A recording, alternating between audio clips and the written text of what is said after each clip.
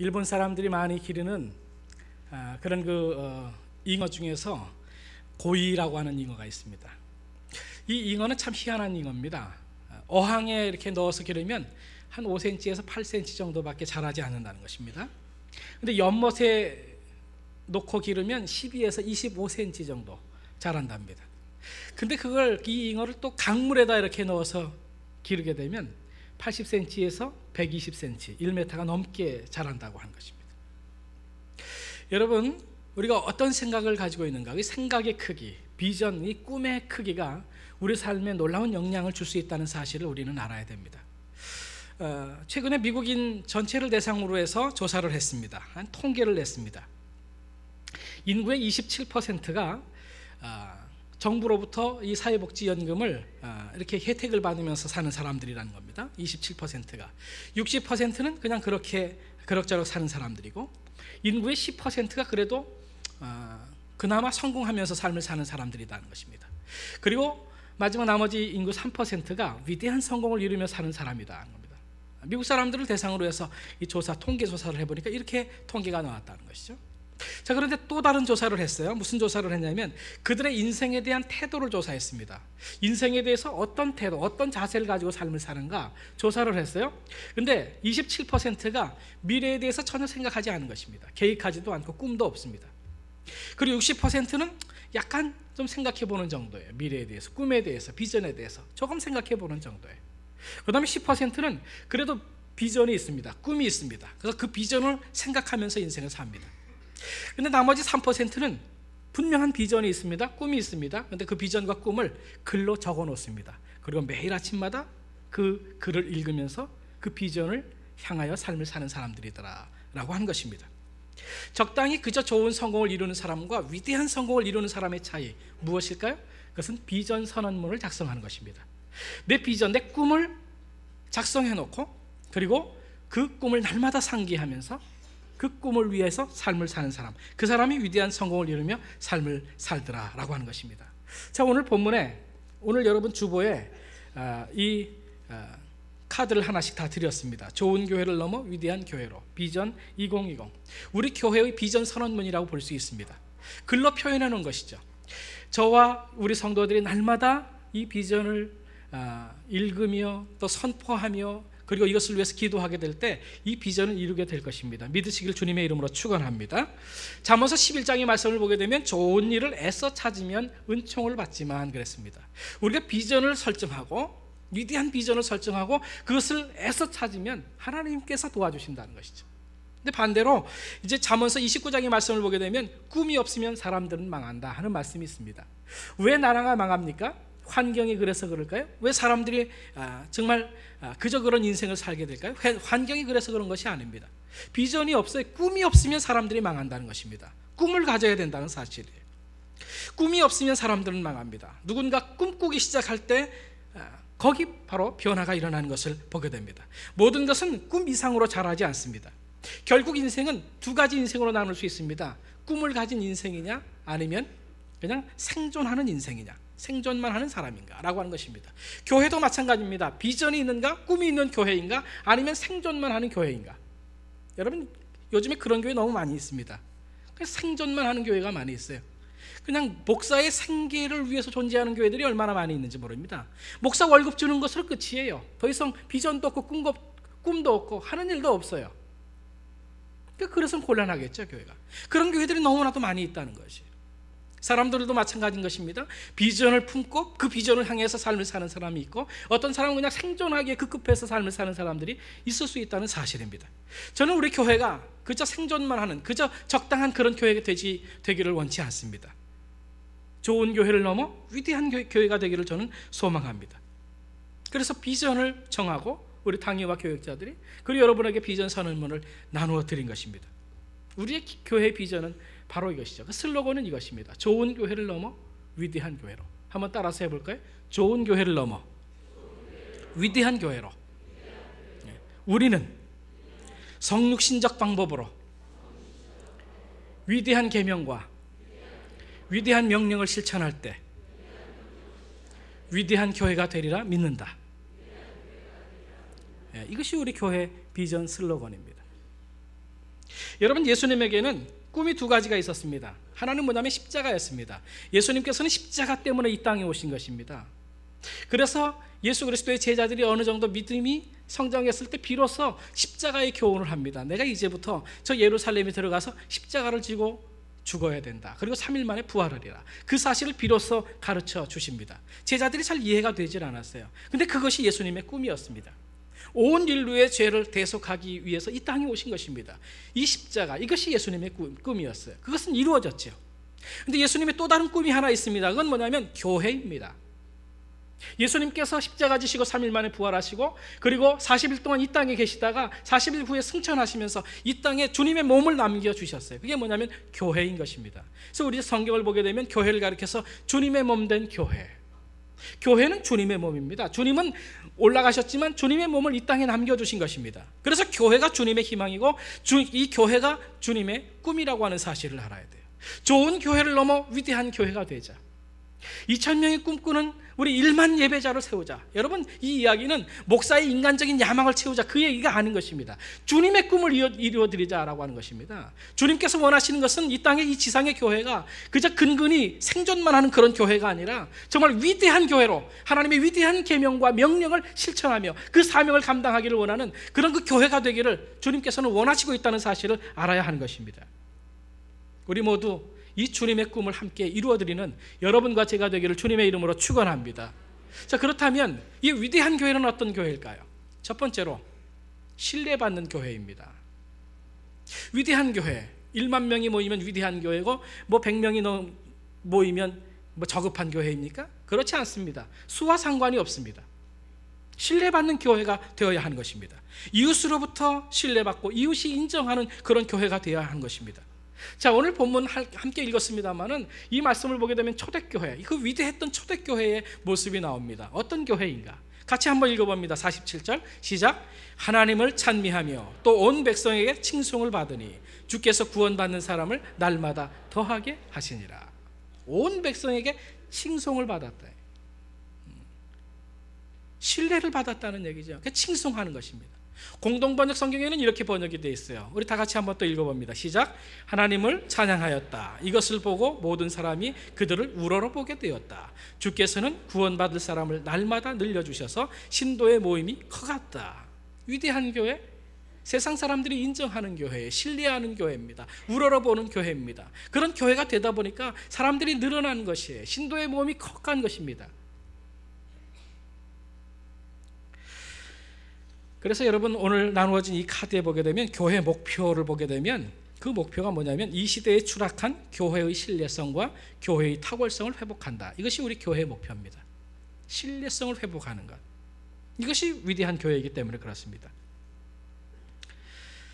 기독교 윤리 실천 운동이라고 하는 단체가 있습니다. 그 단체가 지난 3년 동안 계속해서 교회의 대사회적 신뢰도에 대해서 조사를 해왔습니다. GH 코리아라고 하는 그곳에 전문기관에 의뢰해서 조사를 했어요. 그 조사한 내용에 따르면 한국교회 전반적인 신뢰도가 2009년도에는 조금 올라갔다가 2010년도 작년에는 이 신뢰도가 조금 낮아졌어요. 여러분, 개신교회가 그 어떤 종교보다 이 대사회적인 좋은 운동을 매우 많이 합니다.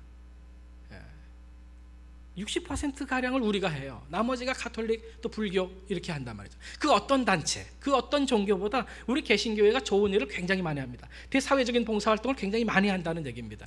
근데 그럼에도 불구하고 도움이 되는 종교 부분에 있어서 가톨릭에 이게 0.6% 뒤지고 있다는 사실이에요. 우리 교회가 신뢰를 잃어버리고 있습니다. 거기 문제가 있는 것입니다. 그래서 아무리 전도해도 전도가 안 돼요. 아니, 전도하기 때문에 더 전도가 안 되는 그런 수도 있다는 사실을 우리가 알아야 돼요. 그래서 전도하기 이전에 우리는 신뢰를 회복해야 되는 것입니다. 이 신뢰가 굉장히 중요합니다. 작년에 11월 달쯤인가요? 스티브 MR 콥이라고 하는 사람이 한국에 들어와서 CEO들을 대상으로 해서는 그 호텔에서 강연을 했고, 그리고 대학생들과 일반인들을 대상으로 해서는 경희대학교 그 평화의 전당이라고 하는 큰 강당이 있습니다. 거기 한 4,000명 모이는 강당에서 그 모아놓고 강의를 한 적이 있습니다. 이분이 신뢰의 속도라고 하는 그런 책을 썼습니다. 그분은 그 성공하는 사람들의 7가지 습관의 저자인 스티브 코비의 장남이에요. 스티브 MR 코비 장남입니다. 전 세계 40여 개국을 순회하면서 이 신뢰와 리더십의 관계를 연구하고 그리고 강연을 했던 그런 사람입니다. 500대 기업의 리더를 대상으로 컨설팅 활동을 하면서 그 쌓은 방대한 사례들 또 자신의 경험 이것을 철저하게 연구 분석해서 그 결과물을 내서 책을 냈는데 이번에 신뢰의 속도라고 하는 책을 냈어요. 자, 그 책에 보게 되면 이 사람이 주장하는 바는 뭐냐면 우리 주변에 이 성장 또는 성과에 영향을 주는 요소들이 주변에 너무 많이 있다는 것입니다. 그게 뭐냐면 신뢰라는 것이 신뢰. 근데 사람들이 그 신뢰를 중요하게 보지 못한다는 것입니다. 엉뚱한 것 붙잡고 삶을 산다는 것이. 그러면서 그는 캐나다에서 낚시하는 그런 경험들을 통해서 이 신뢰, 우리 눈에 보이지 않지만 그러나 그 물속에 있는 그 물고기와 같은 그 신뢰를 우리가 볼 수 있어야 된다는 것이. 그 신뢰를 바라보게 될 때 우리는 이 성장의 속도, 이 성과의 속도가 빨라지고 비용은 절감이 된다. 그런 주장을 해요. 한 3분 정도 이분의 강의를 한번 여러분 들어보시고 그리고 제가 계속 설교를 하려고 합니다.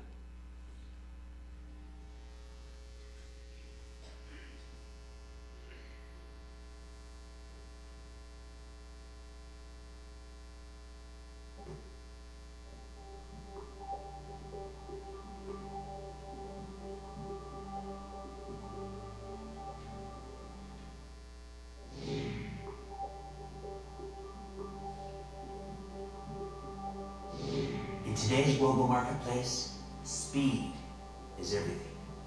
And in my experience, one thing creates speed more effectively than anything else. That one thing is trust. It's the hidden variable that changes everything. One time I hired a guide to take me fly fishing. While we were fishing, he asked me, "What do you see?" "I see a beautiful river." "Do you see any fish?" "No." Then he told me to put on a pair of polarized sunglasses. Suddenly, everything looked dramatically different. I could see through the water, and I could see fish, a lot of fish. Suddenly, I saw enormous possibilities that I had not seen before. The fish were there all along, but until I put on the glasses, they were hidden. The speed of trust works the same way. More than any other factor, it can reduce costs, increase productivity, enhance innovation, improve collaboration, and increase value. It's there, but it's beneath the surface. And unless we have eyes to see it, it will stay hidden. The speed of trust affects every organization, every relationship, every interaction, 24/7, 365 days a year. And when trust isn't there, speed goes down and cost goes up. Recently, Warren Buffett, the CEO of Berkshire Hathaway and one of the world's most trusted business leaders, acquired McLane, a $23 billion subsidiary of Walmart. Now, typically, a merger of this size takes a year or so to complete. It can also cost several $1 million as both sides work to verify and validate all kinds of information. But because both parties operated with high trust, the deal was made with one 2-hour meeting and a handshake, and it was completed in 29 days with no due diligence. Warren Buffett said, "We knew everything would be exactly as Walmart said it would be," and it was. Now granted, most of us aren't involved in Warren Buffett-sized deals, but the same principle applies in any relationship on any level. Jim is a vendor in New York City. Every morning he sets up his shop on the street. At one point, Jim realized that long lines at his shop were discouraging potential customers and causing people to take their business elsewhere. He realized that it was taking him much too long to make change for his customers. So Jim decided to put a basket full of change on the side of the stand and to trust his customers to make their own change. Make my own change. Sure, you know I can trust him. Sure, I can do that. Most customers responded to this trust by being completely honest, and many left him with a larger than normal tip. He was also able to move customers through twice as fast. As a result, he doubled his business with no additional cost, and his customers became more loyal because they liked being trusted. 이 사람의 주장은 이런 거죠. 신뢰가 있으면 속도는 빨라지고 비용은 내려간다는 것입니다. 반대로 신뢰가 없으면 확인하고 감시하기 위해서 또 의사결정 그리고 실행의 속도가 느려지죠. 그래서 비용이 많이 발생하는 것입니다. 최근에 그 미국의 그 테러 사건이 있은 다음부터 이 공항의 보안 검색이 얼마나 까다로워졌습니까? 그래서 여기서 요만큼의 그 보안 검색 거리이긴 합니다만은 여기서 저만큼 나아가는데 얼마나 많은 시간이 걸리는지 모릅니다. 비용은 얼마나 많이 듭니까? 이 검색을 하기 위해서 뭐 누드 투시기 뭐 이런 것까지 다 지금 장치를 해놨기 때문에 인권에도 문제가 있고 비용도 많이 발생하는 것을 우리는 보게 됩니다. 여러분, 한국 교회가 신뢰도가 떨어졌다는 것입니다. 전도할 때 비용이 많이 발생합니다. 시간이 많이 걸립니다. 옛날에는 전도지 한 장 나눠줘도 사람들이 그거 보고 교회를 찾아왔는데 지금은 절대로 찾아오질 않습니다. 그냥 휴지통으로 넣습니다. 시간도 많이 걸리고 비용도 많이 걸려요.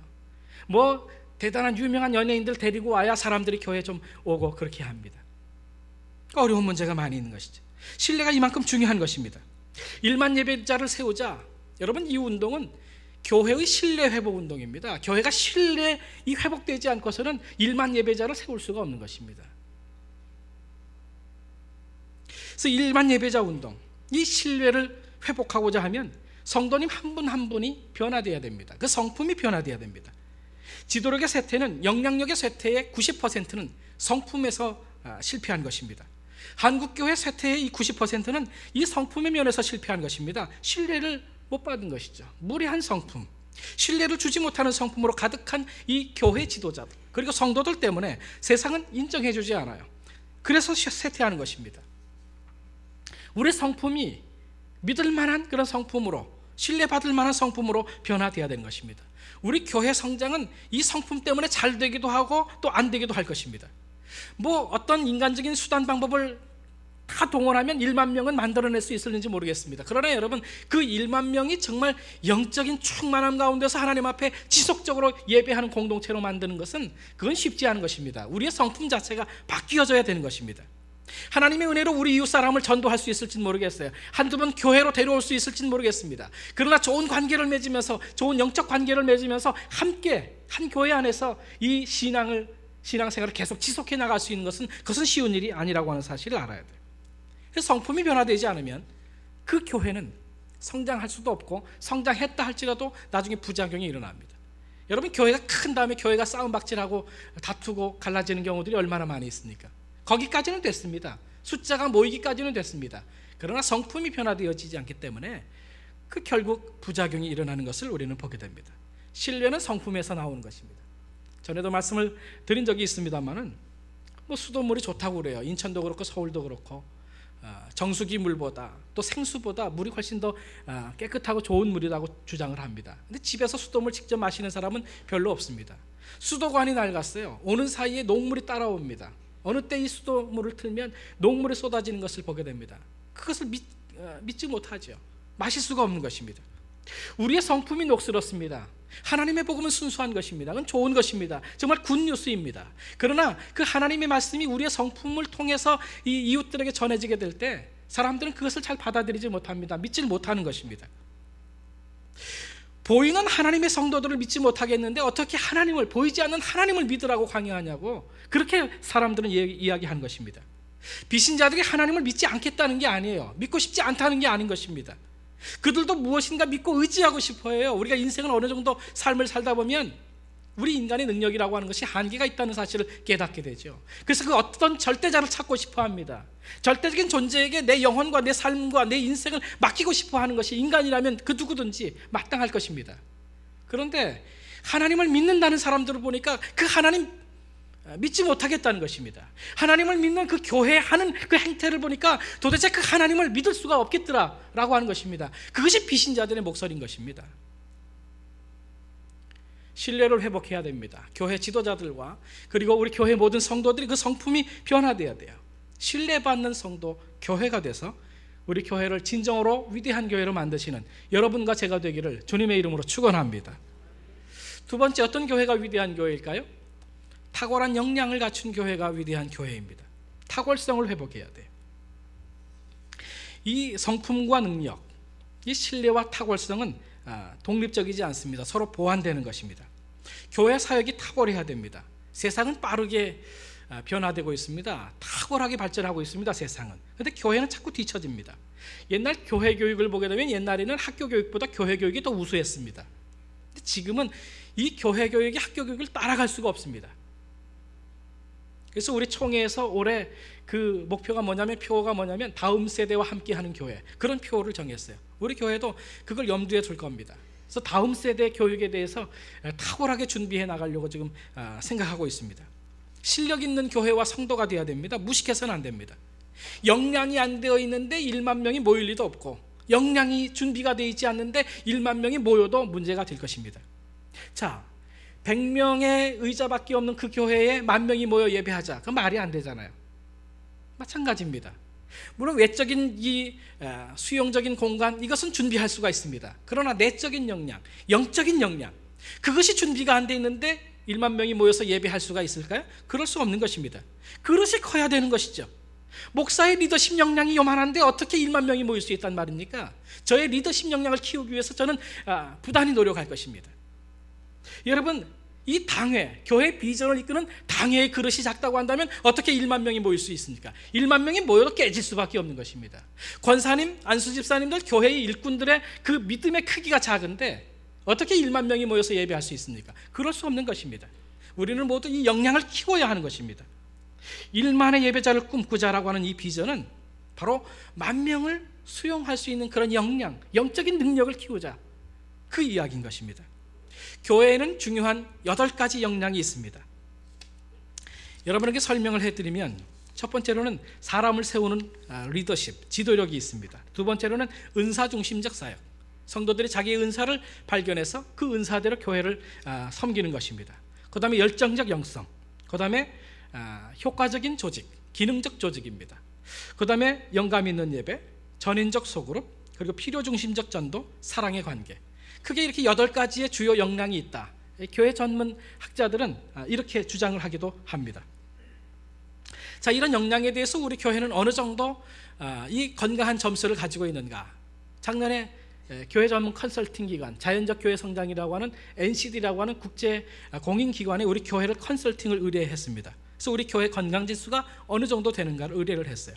그 결과를 여러분에게 보여드리고 싶습니다. 첫 번째, 여러분 보시게 되면 우리 교회의 이 점수가 한 65점 몇 이렇게 나와 있습니다. 65점 나왔다 그러니까 이거 왜 이렇게 점수가 낮아? 그럴지 모르는데 그렇지 않습니다. 이것은 뭐 100점 만점이나 이런 그 식의 점수가 아니기 때문에 그래도 높은 점수에 속한 것입니다. 올해, 그러니까 작년에 이 NCD의 컨설팅을 의뢰했던 교회들 가운데 가장 높은 점수를 받은 교회가 우리 교회입니다. 이 NCD에서는 이런 법칙이 있어요. 65 법칙이라는 것이 있어요. 모든 이 역량의 요소 가운데 이 65점이 평균점으로 넘게 되면 그 교회는 전 세계 교회의 99.5%가 성장하더라. 이 통계학적으로 그렇게 드러났어요. 그래서 그들은 65 법칙이다. 그런 법칙을 이제 이야기하기도 합니다. 자, 65점이 나왔는데 낮은 점수와 높은 점수의 차이가 22점입니다. 이 점수 차이는 크면 안 되겠죠. 왜냐하면 오른쪽 구석에 여러분 물통을 보게 되는데 뭐 긴 막대기로 물을 막고 있는 부분도 있지만 낮은 막대기도 있잖아요. 물을 집어넣으면 긴 거가 있고 짧은 것이 있는데 짧은 것 사이로 물이 빠져나갑니다. 그래서 이 점수 차이가 우리는 22점인데 이렇게 높으면 안 돼요. 그 점수 차이를 축소시켜야 됩니다. 그럴수록 물은 더 많이 찰 수가 있는 것이죠. 우리가 최소치의 원리다, 그렇게 이야기를 합니다.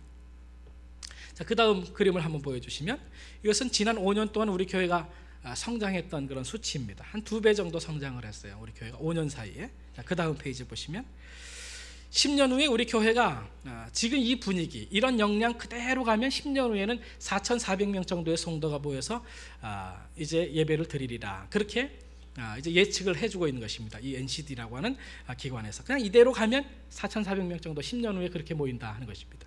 자, 그 다음 그래프를 보시면, 그러나 우리가 우리의 성품을 개발해서 사회의 신뢰도를 높이고 그리고 역량을 높이게 되면, 최대한 우리의 역량을 높이게 되면 10,000명까지 모일 수 있다는 것입니다. 10년 후에 적당히 역량을 높이면 한 5,000명. 근데 역량이 자꾸 떨어진다, 신뢰도도 낮아지고 그리고 역량도 자꾸 낮아지고 그러면 뭐 1,000명까지도 이렇게 떨어질 수가 있겠죠. 자, 그 다음 페이지 보시면, 그래서 이 8가지 특성들이 있다는 것입니다. 어떤 부분은 높습니다. 영감 있는 예배, 이런 부분들, 또 기능적 조직, 이런 부분들은 우리 교회가 점수가 높아요. 그러나 열정적 영성, 또 우리 사랑의 관계, 이 부분은 좀 점수가 낮아요. 열정적 영성,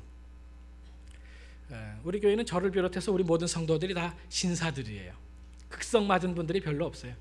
극성 맞은 분들이 우리 교회 오면 견디지 못해서 또 가시더라고 보니까. 왜냐하면 다들 극성 맞은 분은 별로 없고 다 신사들만 있으니까 이 티잖아요. 그러니까 분위기 어색하니까 그냥 생뚱맞으니까 가요, 다른 교회로. 근데 여러분, 극성과 열성은 종이 한 장 차이입니다. 우리 교회는 조금 더 극성 맞아도 괜찮을 것 같아요.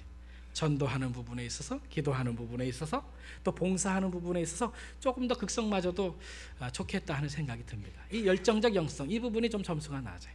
사랑의 관계, 우리가 5년 사이에 교인이 2배로 늘어났으니까 사랑의 관계의 점수가 높을 리가 없겠죠.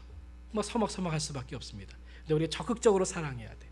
그래서 올해는 우리가 전교인 수련회를 우리가 그 리조트를 하나를 통째로 빌려가지고 하려고 합니다. 그래서 8월 달에 8월 15일 그 전후로, 15일이 월요일인가 아마 그래요. 그래서 토, 주일, 월 연휴로 할 수가 있습니다. 그래서 우리가 전교인 수련회를 한번 갔다 와야 되겠다. 사랑의 관계 점수를 높이기 위해서 그렇게 지금 생각하고 있습니다. 이 8가지 영적 역량, 이것이 골고루 자라나야 교회가 건강하게 성장할 수 있다는 그 얘기입니다. 자, 위대한 교회란 어떤 교회일까요? 신뢰성과 탁월성을 회복한 그런 교회입니다. 세상 사람들의 신뢰를 받고 실력이 있는 그런 교인들이 모인 그런 교회, 그 교회가 위대한 교회가 될 수 있습니다. 교회는 건물이나 제도 또는 조직이 아닙니다. 건물은 바로 여러분입니다. 교회가 바로 여러분입니다. 예수 그리스도를 구주로 주님으로 영접한 사람들의 모임, 이것이 교회입니다. 그래서 여러분 한 분이 세상 사람들의 신뢰를 받아야 됩니다. 여러분 한 분 한 분이 영적으로 또 전문적으로 여러분의 실력이 향상돼야 됩니다. 그래야 우리 교회가, 그런 그 교인들이 모인 교회가 위대한 교회가 될 수 있다는 사실입니다. 신뢰받는 교인들로 가득한 교회, 실력 있는 성도들로 가득한 그런 교회가 돼서 우리 교회 공동체가 그냥 좋은 교회에서 위대한 교회로 거듭나게 되기를 주님의 이름으로 축원합니다. 구체적으로 우리가 어떻게 해야 되는가? 다음 주부터 한 주 한 주 여러분 설교하게 될 터인데 바로 이것입니다. 성육신적인 방법으로 위대한 계명과 위대한 명령을 실천할 때, 그때 우리는 위대한 교회가 될 수 있는 것입니다. 다음 주, 그 다음 주 설교를 여러분 기대하시면서 세상에서 신뢰받는 성도, 실력 있는 성도로 거듭나시는 여러분과 제가 되기를 주님의 이름으로 축원합니다. 우리 함께